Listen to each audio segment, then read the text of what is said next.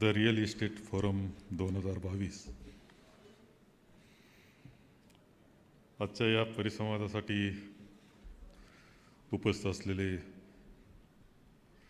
महारेराचे chairman माननीय अजयजी मेहता, नरेडकोचे देशाचे अध्यक्ष श्रीयुत राजनजी बांदेलकरजी, महाराष्ट्राचे अध्यक्ष श्रीयुत संदीपजी रुनवाल, वाइस चेयरमन श्रीयुत निरंजनजी हीराचंदानीजी, श्रीमती राधाजी, श्रीयुत अभयजी चांडक, सभागृहामध्ये उपस्थित असलेली सर्व बंधू आणि भगिनी,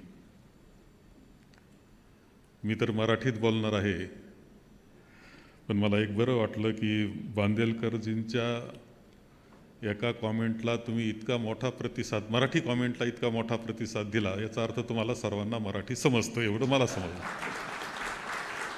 आणि शेवटी आपण महाराष्ट्रात राहतोय आणि जवळपास सर्वांचं मराठी व्यासपीठावरील तरी सर्वांचं मराठी चांगलं आहे मला माहिती आहे. हे खरं आहे की अजयजी मेहतांनी सांगितलं ते की प्रथम मी 1985ला विधानसभेमध्ये आलो आणि त्याच वेळेस ते IAS झाले. माझे जिल्ह्याचे कलेक्टर म्हणून सुद्धा राहिले.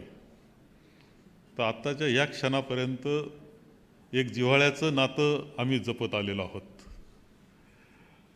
आणि एक अत्यंत कार्यक्षम असा अधिकारी ज्यांनी संपूर्ण आयुष्य या महाराष्ट्राच्या विकासाकरता कारणी लावलेलं अशा प्रकारचं व्यक्तिमत्व त्यांचं. चीफ सेक्रेटरी म्हणून सुद्धा खूप चांगलं काम त्यांचं राहिलं. आपली संघटना ही देश पातळीवरील आहे. संदीपजी ज्यावेळेस अध्यक्ष झाले महाराष्ट्राचे, त्यावेळेस आपण भूतपूर्व अध्यक्ष आणि ते मला भेटण्यासाठी आले होते. संदीपजी रुनवाल यांचं काही वैशिष्ट्य आहेत आणि मी पाहिलं की सर्वांशी एक अत्यंत जिव्हाळ्याचं नातं निर्माण करण्याची क्षमता त्यांची आहे आणि ते कायम टिकून ठेवतात. म्हणजे आम्ही सत्तेवर असू किंवा नसू, ते मात्र संपर्कात राहतात. नाही तर बऱ्याच वेळा असं असतं की असं म्हटलं जातं की एकदा सत्तेवरून गेलं मग कोणी कोणाच्या ओळखीचं नसतं. परंतु मी पाहिलं का एक मित्रत्वाचं नातं निर्माण करणं, जिव्हाळ्याचं नातं निर्माण करणं, सतत संपर्कात राहणं, काम असू नसू हे सर्वांना जमतं असं नाही, पण त्यांचा तो गुण सर्वांनी घेण्यासारखा आहे असं म्हटलं तरी वावगं ठरत नाही. मला ज्यावेळेस त्यांनी हे निमंत्रण आजच्या या परिसंवादाचं दिलं, खरं म्हणजे त्यावेळेस सुद्धा कल्पना नव्हती की इतका मोठा परिसंवाद असेल. काल मी ज्यावेळेस कार्यक्रम पत्रिका पाहिली, सकाळी 9 वाजता सुरुवात. मी त्यांना फोन करून विचारलं की संदीपजी सकाळी 9 वाजता मी येईल, पण तुमचे मेंबर्स येणार आहे का, नाही तर पाहुणा अगोदर. ते म्हटले काही नाही, फार हेल्थ कॉन्शियस सगळे आहेत, कदाचित आजचा सकाळचा एक्सरसाइज राहिला तर संध्याकाळी करतील, पण सगळे हजर राहतील. आणि खरंच तुमचं कौतुक केलं पाहिजे की नाही, 9 ते 9:30ला आपण सर्वजण इथं सभागृहात होतो. इतका वेळेवर कार्यक्रम सुरू होणं सुद्धा इतक्या सकाळी आश्चर्यकारक गोष्ट आहे. परंतु तुमच्या नेतृत्वाखाली तुम्ही जे काही केलं असेल त्याच्यातून ते सुरू झाल्याचा आनंद मला निश्चितपणे आहे. तर आपली संस्था खूप मोठी आहे, देश पातळीवरील संस्था आहे आणि बांधकाम क्षेत्रातल्या ज्या अडचणी आहेत, मी पूर्वीसुद्धा महसूल मंत्री 2010 ते 14 कालखंडामध्ये होतो. पुन्हा एकदा संधी मला मिळाली. म्हणजे स्वप्नात सुद्धा पाहिली नव्हती का पुन्हा आपण महसूल मंत्री होऊ. असा कालखंड आमचा सुरू होता, काँग्रेसचा विशेषतः.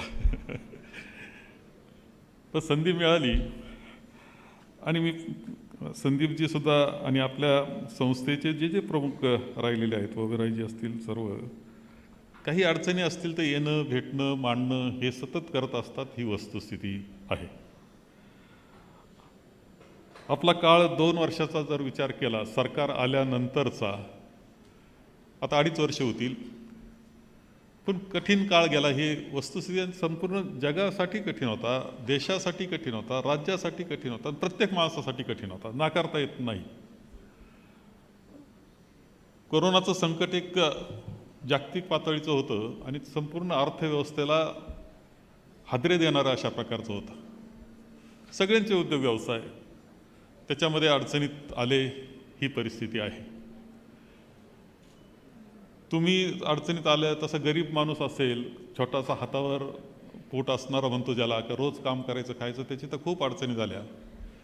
मी पाहिलं, पण तुमच्यातली खूप मंडळी अशी आहे की त्या कालखंडामध्ये एक सामाजिक भान ठेवून कोरोनामध्ये सरकार काम करत होतं, NGOज काम करत होतं आणि तुम्हीसुद्धा तुमचे कामगार सांभाळण्याचं काम खूप लोकांनी केलं. ही वस्तुस्थिती आहे, याच्याकरता सुद्धा तुमचं अभिनंदन मला येथे केलं पाहिजे. कुठला तरी कामगार असतो, तो आपल्याकडे येत असतो, पुन्हा तो गावाकडे जाणं, हे सगळ्या गोष्टी अडचणीच्या असतात. पण तुम्ही सांगितलं का नाही, तुझी गरज मला पुन्हा लागणार, तू थांब, तुझी व्यवस्था मी करील, तुला कमी पडू देणार नाही. हे खूप मानवतेचं सुद्धा, व्यवसाय असेलच पण मानवता म्हणून सुद्धा खूप महत्त्वाची गोष्ट आपण केलेली आहे. सरकारनं सुद्धा आपण जर काही गोष्टी पाहिल्या, आता इतका कठीण काळ होता की अर्थव्यवस्थेमध्ये खूप अडचणी झाल्या, उत्पन्न थांबलं. अशा वेळेस सुद्धा संपूर्ण महाराष्ट्र सरकारचं कौतुक तुम्ही केलंच पाहिजे, या मताचा मी आहे.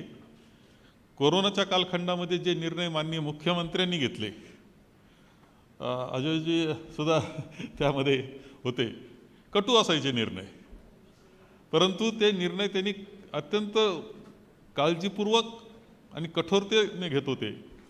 आणि आपण ज्या पद्धतीनं कोरोना हाताळला महाराष्ट्राने, त्याच्यामध्ये ट्रान्सपरन्सी आहे, एक लक्षात घ्या. आकडे लपवण्याचा प्रयत्न केलेला नाही, जे असेल ते सांगत गेले. आणि परिणाम तर आपण पाहतो की ह्या सगळ्या यामध्ये कोणाला खरं वाटेल का धारावी सुद्धा कंट्रोल होऊ शकते, असं वाटणार नव्हतं. कोरोना आल्यावर धारावीत घुसला, लक्षात घ्या. इमेजिन करू शकत नव्हतं आपण, परंतु तिथपर्यंत सगळी काळजी एक व्यवस्थित पद्धतीनं प्रशासन, मान्य मुख्यमंत्री असतील, आमची मंत्रिमंडळ टीम असेल, निर्णय डिपार्टमेंट्स असतील, NGOज असतील, निर्णय स्वयंसेवी, सगळ्यांनी खूप चांगल्या पद्धतीनं घेतलं. अर्थव्यवस्थेला मात्र धक्का बसला, परंतु अर्थव्यवस्थेला जरी अडचणीत आली असली तरी तुम्ही पाहिलं असेल की जी महत्त्वाची कामं आपली सुरू आहे इन्फ्रास्ट्रक्चरच्या क्षेत्रामधली, ते नवी मुंबईचं विमानतळ, त्या गावाची त्यामध्ये गती कमी झाली नाही, JNPTच्या कामामध्ये गती कमी झाली नाही, मुंबई मेट्रोच्या कामामध्ये गती कमी झालेली नाही, ट्रान्स हार्बरचं काम चालू आहे, समृद्धी महामार्गाचे काम चालू आहे, तुमचा संपूर्णपणे जो कोस्टल वे चालू आहे, त्याच्यात सगळीकडं अडचणी झाल्या त्यामध्ये. परंतु इन्फ्रास्ट्रक्चर हे सगळ्यात विकासाकरता महत्त्वाची गोष्ट असते. त्या कामामध्ये कुठं पैसा कमी पडू न देता गती कायम ठेवण्याचं काम महाराष्ट्र शासनानं केलेलं आहे. की पुढच्या काळाकरता ह्या सगळ्या गोष्टी एकत्र पाहा तुम्ही, की ह्या सगळं पूर्ण झाल्यानंतर केवढी मुंबई बदलणार आहे, किती महाराष्ट्र बदलणार आहे, हे आपल्या सर्वांच्या लक्षात येतं. यामध्ये सतत गती ठेवली आणि लवकरच सर्व हे प्रकल्प पूर्णत्वाला जाणार आहे, हे आपल्या सर्वांच्या दृष्टीनं खूप महत्त्वाची गोष्ट घडते आहे. हे सुद्धा आपण मान्य केलं पाहिजे की पुढच्या काळाकरता म्हणून अनेक अत्यंत चांगल्या प्रकारचे निर्णय हे आपण घेतलेले आहेत.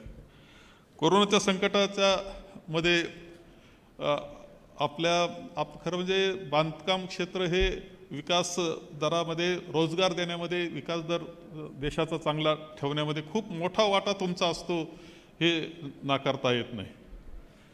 आपण काम करता त्या माध्यमातून एक संपत्तीची निर्मिती जी असती देशाच्या, ती होत असते, रोजगार निर्माण होत असतो. आणि म्हणून एका अर्थानं देशाची सेवा, जो उत्पन्न असतं, आर्थिक उत्पन्नसुद्धा देशाकरता किंवा राज्याकरता मिळत असतं, एका अर्थानं देशाची सेवा या मार्गानं आपण करतो असं म्हटलं तर वावगं ठरत नाही. मला आठवतं की कोरोनाच्या संकटामध्ये सगळ्या बांधकाम क्षेत्र ज्यावेळेस ठप्प झालेलं होतं, आर्थिक चलनवलन बंद पडलं होतं, त्यावेळेस एक कल्पना आमच्या पुढे आली की आपण चला मुद्रांक शुल्कामध्ये आपण सवलत देऊ. पहिली 3% देऊ, नंतर 2% करू, 3 महिने असे, 3 महिने असे, आणि त्याच्यातून काही गती येते का पाहू.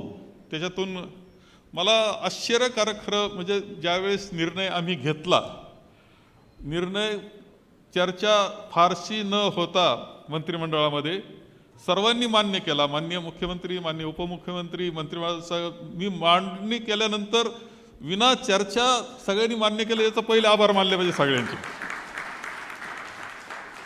आणि त्याच्यातून काय बदल होऊ शकतो हे आम्हाला त्यावेळेस कल्पना नव्हती, परंतु खूप लोकांनी स्वतःची घरं घेण्यास सुरुवात केली. त्यामध्ये असं असतं की बिल्डर म्हणजे तुम्ही जर एखादी सवलत जाहीर केली की आम्ही ही सवलत देणार, तर ती लोकांना खरं वाटत नसतं. ते म्हणतात पहिलं रेट वाढवला असेल मग सवलत असेल. ही सवलत खरी सवलत आहे असं वाटलं लोकांना, की ही सरकार देतंय स्टॅम्प ड्युटीतली. दुसरं असं मी 1-2 लोकांना असं विचारलं की नेमकं का बरं एकदम अशी गती आली फ्लॅट्स घेण्यामध्ये. ते म्हटले की एवढे पैसे 1-2 लाख रुपये वाचणार, कोणचे 5 लाख रुपये वाचणार, घरातलं फ्रीज फर्निचर सगळं त्यामध्ये होऊन जाणार, चला एकदा घेऊन टाकू, असं एक भावना झाली. आणि खूप इतका मोठा खरं जे आमचं जे वर्षाचं उत्पन्न होतं स्टॅम्प ड्युटीचं, त्याची हद्द पार करून टाकली त्यावेळेस. म्हणजे लोकांनी सवलत देऊन सुद्धा जादा उत्पन्न आम्हाला मिळालं, कोरोनाच्या काळामध्ये मिळालं, लोकांना घरं मिळाली. आणि त्याचं तुम्ही सुद्धा तो पैसा जो आला तो पुन्हा मार्केटमध्ये आला. म्हणजे दुकानाचे दुकानदार चालू झाल्या, दुकान चालू झालं तर मॅन्युफॅक्चरिंग चालू झालं, सगळ्याला गती येण्यामध्ये मदत झाली. आणि राष्ट्रीय पातळीवर सुद्धा त्याचं कौतुक झालं आणि सांगितलं गेलं की इतर राज्यांनी सुद्धा त्याचं अनुकरण करावं. एक निर्णय जो झाला तेवढा मोठा बदल चांगला घडू शकतो, याचं चांगलं उदाहरण ते ठरलं, हे मी नाकारत नाही. माझ्याकडे महसूल विभाग आहे आणि मी पूर्वीसुद्धा सांभाळला होता. माझा एक थोडासा विश्वास असा आहे की साधारणतः सहजता कशी येईल, कोणतं काम जे नागरिकांचं असतं त्यावेळी ते सहज झालं पाहिजे, पारदर्शक पद्धतीनं झालं पाहिजे आणि बिनचूक झालं पाहिजे. असे हे 3 गोष्टी करण्याकरता काय करावं लागेल, तर आधुनिक टेक्नॉलॉजी जी आहे तिचा वापर केला तर आपण ते करू शकतो, याच्यावर विश्वास माझा आहे. आणि म्हणून 14 सालापर्यंत सुद्धा ई-सरिता असेल, ह्या सगळ्या योजना किंवा 7/12चं डिजिटलायझेशन हे सगळं मी 14 सालापर्यंत बरंचसं पूर्ण केलं होतं. पुढच्या काळात काही पूर्ण झालं असेल, परंतु 19 नंतर मी पुन्हा आल्यानंतर पुन्हा सगळी गती दिलेली आहे. आज 7/12 हे पूर्णपणे आता ऑनलाईन तुम्हाला मिळू शकतात, ही वस्तुस्थिती आहे. 8A तुम्हाला ऑनलाईन मिळू शकतात, ही वस्तुस्थिती आहे. तुम्हाला फेरफार जे असतात, म्युटेशन जे झालेले असतात, त्याचा नंबर जो असतो त्या पद्धतीनं सगळे फेरफार 2016 नंतरचे ऑनलाईन तुम्हाला मिळू शकतात, ही वस्तुस्थिती आहे. बाकी काम चालू आहे, नकाशांचं सुद्धा डिजिटलायझेशन चालू आहे. यापेक्षा तुमच्या सगळ्यांच्या दृष्टीनं जर तुम्ही पाहिलं तर आम्ही आता प्रॉपर्टी कार्डचं, मुंबई आणि उपनगरच्या प्रॉपर्टी कार्डचं पूर्णपणे ऑनलाईन डिजिटलाइज आम्ही पूर्णपणे केलेलं आहे, कॉम्प्युटराइज पूर्णपणे झालेलं आहे. ते सुद्धा तुम्हाला उपलब्ध होतील अशा प्रकारची व्यवस्था आम्ही PR कार्ड जे आपण असतं ते प्रॉपर्टी कार्डचं ऑनलाईन फेरफार त्याचे असतील, हे पूर्णपणे केलेलं आहे. त्याचं डिजिटलायझेशन ते सुद्धा तुम्हाला उपलब्ध आता होणार आहे. नकाशाचं डिजिटलायझेशन पूर्णपणे आता पूर्ण झालेलं आहे. ऑनलाईन फेरफार इकडच्या प्रॉपर्टी कार्डचे सुद्धा लवकर होतील, हे सुद्धा चालले. 7/12च्या जे म्युटेशन आहे त्याच्या बाबतीत आपण फार पुढं गेलेलो आहोत, परंतु या व्यतिरिक्त प्रॉपर्टी कार्डचं सुद्धा आता ऑनलाईन फेरफार जे असतात, म्युटेशन असेल, ते सुद्धा लवकरच तुम्हाला झालेले आपल्या सगळ्यांना दिसतील. याबरोबर 2-3 गोष्टी आहे की तुमच्या सगळ्यांचं जे म्हणणं असतं का येणे हा सगळ्यात तुम्हाला त्रासदायक वाटणारा प्रकार आहे, ही वस्तुस्थिती आहे, मान्य करतो मी. 2014पर्यंत आम्ही काही गोष्टी केल्या होत्या, ही येणे खूप वेळा बसलो आम्ही. एक टप्पा आम्ही पूर्ण केला सोपं करण्याचा, सरकार बदललं, त्यांनी काही प्रयत्न केले. 19ला मी आल्यावर पुन्हा आढावा घेतला का काय चाललं येण्याच्या बाबतीत, आणि मला समजलं की नाही, काय शेवट असं आहे की काही केलं तरी सनद हा प्रकार आहे आणि पुन्हा अवघडच झालेलं आहे, सोपं काही झालेलं नाही. म्हणजे किती प्रयत्न केला तरी अवघड होतं, हे माझ्या लक्षात ते आल्यानंतर आम्ही पुन्हा त्याच्यावर बसतो आहोत. आणि यामध्ये लवकरच तुम्हाला लक्षात येईल की येण्याच्या बाबतीत वर्ग 2चे जे क्षेत्र आहे ते बाजूला काढून ठेवतोय आम्ही. वर्ग 1च्या बाबतीत येणे पोटेन्शियल असेल तर उलट आम्ही तुम्हाला म्हणणार आहे की एवढी रक्कम भरा आणि तुमची येण्याची सनद घेऊन जा. कारण डीम्ड येणे हे काय बऱ्याचशा बँकांना यांना मान्य होत नाही.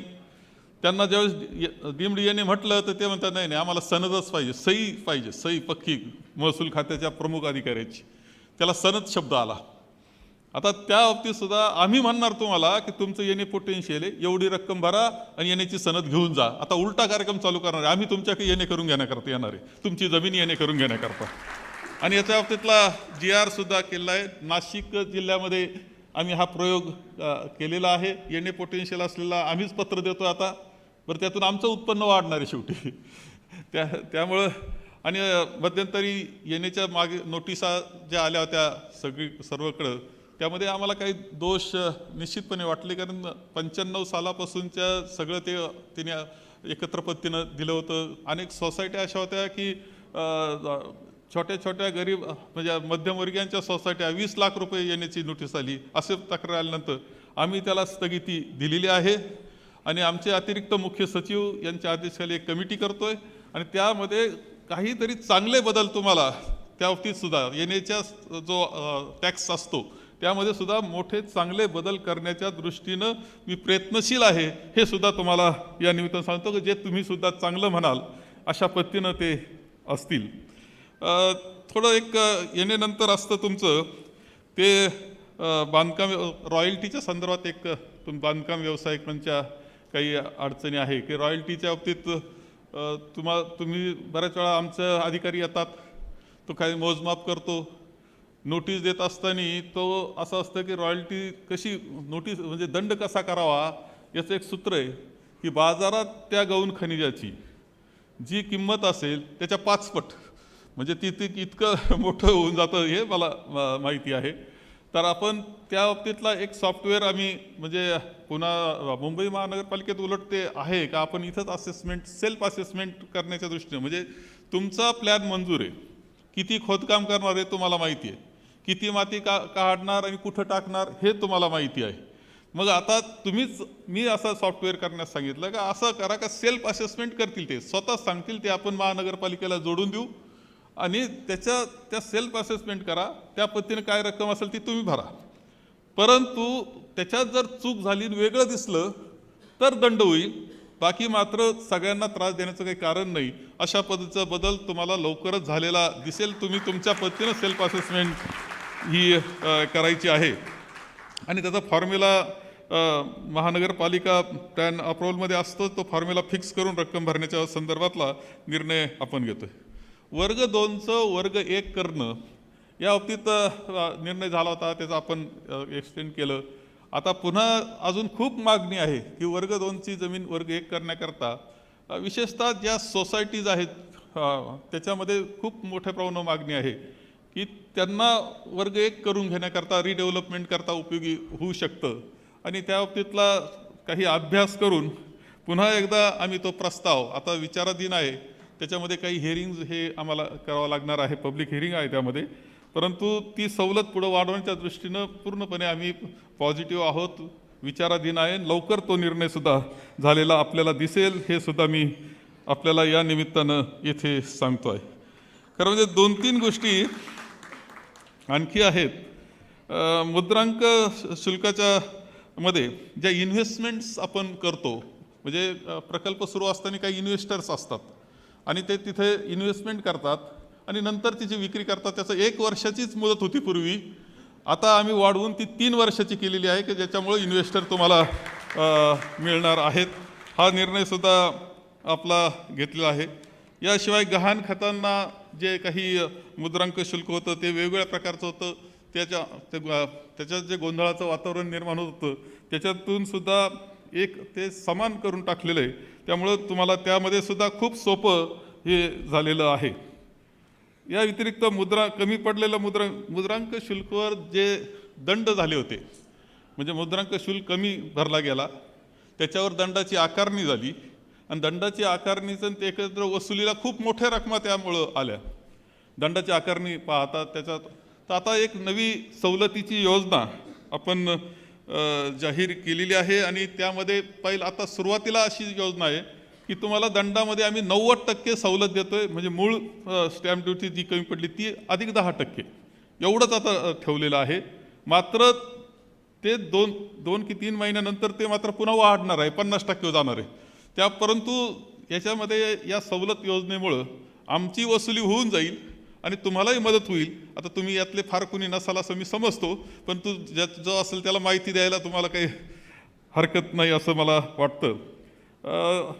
खरं म्हणजे भविष्य काळामध्ये अनेक नवे प्रश्न असतात, हे सर्व असतं.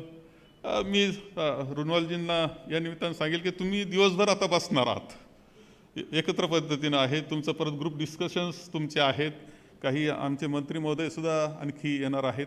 तुम्ही त्याच्यातून काही प्रश्न नवे सदस्यांमधून तुमच्याकडं आले की जे आमच्याशी निगडीत आहेत, तुम्ही आम्हाला त्याचं पत्र द्या एक की तुम्ही जरी हे सगळं केलं असलं तरी आमच्या अपेक्षा अशा अशा आहेत आणि म्हणून त्यासुद्धा त्यांच्या दृष्टीनं आम्हाला चर्चा करायची आहे. तुम्ही सांगाल त्यावेळेस आपण पुन्हा एकत्र, तुमचे काही सदस्य आपण एकत्र, अधिकारी वर्ग आमचा एकत्र बसू आणि आम्ही जर आपल्या अशा अनेक गोष्टी असतात की सरकारला खर्च नसतो पण तुम्हाला मदत होणार असती, नागरिकांना मदत होणार असती, तर ते मान्य करण्यामध्ये काहीच अडचण नसते. आम्ही त्या दृष्टीनं पूर्ण सकारात्मक राहू, तुमचे जे प्रश्न असतील ते सोडवण्याच्या दृष्टीनं पूर्ण सकारात्मक राहू, याची ग्वाहीसुद्धा आजच्या या निमित्तानं मी देतोय. आपली संघटना फार मोठी संघटना आहे, तुम्ही सदस्यसुद्धा सगळी मोठीच माणसं आहे, म्हणजे सगळेजण काही ना काही विकास म्हणजे चांगलं स्वतःच्या व्यक्तिमत्वाचा विकास केलेली आहात. तसंच त्या पद्धतीनं तुमच्या संस्था ह्यासुद्धा खूप मोठ्या आहेत. भारताचे एक प्रमुख नागरिक तुम्ही आहेत.